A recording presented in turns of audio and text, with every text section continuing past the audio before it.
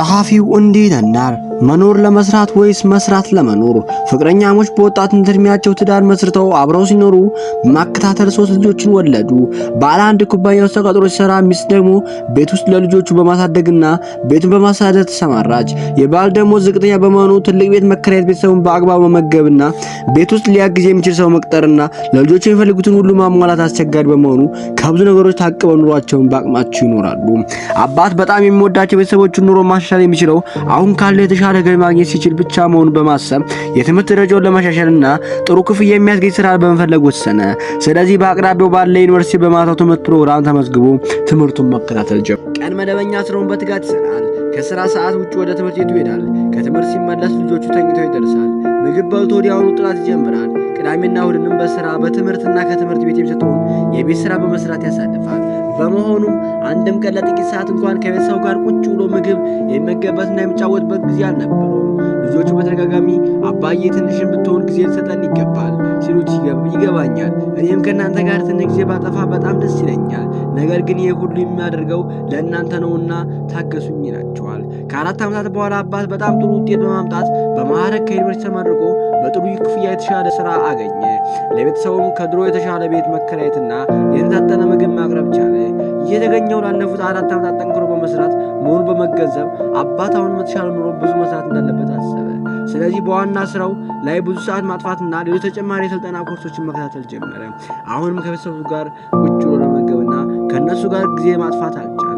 ልጆቹና ሚስቱ ግን በተደጋጋሚ እባክህ ትንሽም ቢሆን የተወሰነ ሰዓት በሳምንት ስጠን ሲሉት ይህ ሁሉ የማደርገው ለእናንተ ነው ይላል። ነገር ግን ሁሌም ከቤተሰቦቹ ጋር ትንሽም ብትሆን ጊዜ ማጥፋት በጣም ያስፈልጋል። ከሁሉም ዓመት በኋላ በሚሰራበት ኩባያ ውስጥ እድገት አግኝቶ በተሻለ ክፍያ መምሪያ ኃላፊነት ተሾመ። የወርሃዊ ገቢው በመጨመሩ የቤተሰቡ ኑሮ የበለጠ ተሻሻለ። ይህ በመሆኑም አባት በጣም ደስተኛ ሆነ። አሁንም ጠንክሮ የመስራት ፍሬ በደንብ ያጣጣመው አባት ከሰጠው ኃላፊነት ላይ ጠንክሮ መስራትና ከስራ ሰዓቶችና ቅዳሜና እሁድን ጨምሮ ያለውን ጊዜ በሙሉ ስራው ላይ መዋል ቀጠለ። አሁንም እንደተለመደው ልጆችና ሚስቱ ከነሱ ጋር በቂ ጊዜ ላለማጥፋት ባለመቻሉ ደጋግመው ቅሬታቸውን ይገልጻሉ። እንደተለመደው አሁንም ለእናንተ ብዬ ነው እንደዚህ የምሰራው፣ እኔም ከእናንተ ጋር የምሆንበት ጊዜ ቢኖረኝ በጣም ፈልጋለሁ ይላቸዋል። ከጥቂት ዓመታት በኋላ ታታሪ ሰራተኛ መሆኑን የሚያውቀው የኩባንያው ዳይሬክተሮች ቦርድ በጡረታ በሰናበቱበት የቀድሞ ዋና ስራ አስፈጻሚ ትክ የኩባንያው ዋና ስራ አስፈጻሚ አድርጎ ሾመው። ከዚያም ጋር ተያይዞ የኩባንያው ከፍተኛ ክፍያ ማግኘት ጀመረ። በዚህም የተነሳ ገቢው በመጨመሩ እጅግ ዘመናዊ የሆነ ቤት የከተማው ሀብታም በሚኖርበት ስፍራ ገዛ።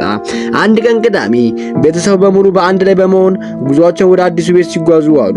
በቀጣዩ ቀን እሁድ ሁሉም አዲሱን ቤት ሲያስተካክሉ ውለው ማታ ላይ አባት ቤተሰቡን ሰብስቦ እስካሁን ስላደረጋችሁ ድጋፍና ትዕግስት በጣም አመሰግናለሁ። ዓላማ የሚህን አሁን ያለንበትን ማየት ነበር፣ ተሳክቶልናል። ከአሁን በኋላ ግን ከመደበኛ የሥራ ሰዓቶች ያለኝን ጊዜ ሁሉ ከእናንተ ጋር ለማሳለፍ ወስኛለሁ አላቸው። ቤተሰቡን በጣም ተደሰተ። ጊዜያቸው አብሬት እንደሚያሳልፍ ሁሉም ሀሳብ ማቅረብ ጀመሩ።